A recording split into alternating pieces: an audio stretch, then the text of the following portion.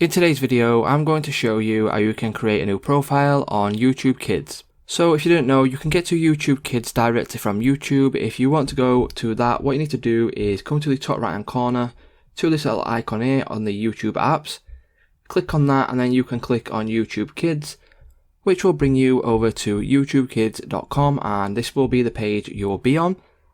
So from here, if you want to create a new profile, what you need to do is simply go to the top right hand corner to the little padlock here. Once you click on Parental Controls, you can then enter in your passcode, or you will have to solve a sum that they do give you. So enter in your passcode and then just click on Submit. Once you click on Submit, you'll be brought to this page here, and then as you can see under My Children, you will have all the profiles you have created, and to create another profile you need to click on Add Another Profile. Once you click on Add a New Profile, it will ask you to enter in your Google password to proceed. So click on OK and then you'll be redirected to this page here. So enter in your Google password and then you can carry on.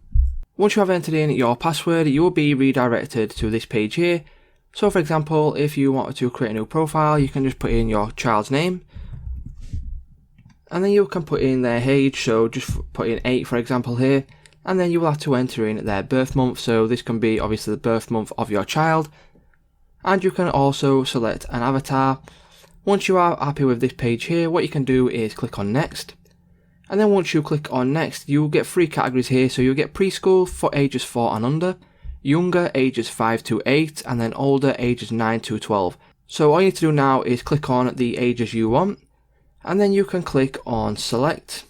Once you click on Select, you can choose whether you want to turn search off or whether you want to turn search on.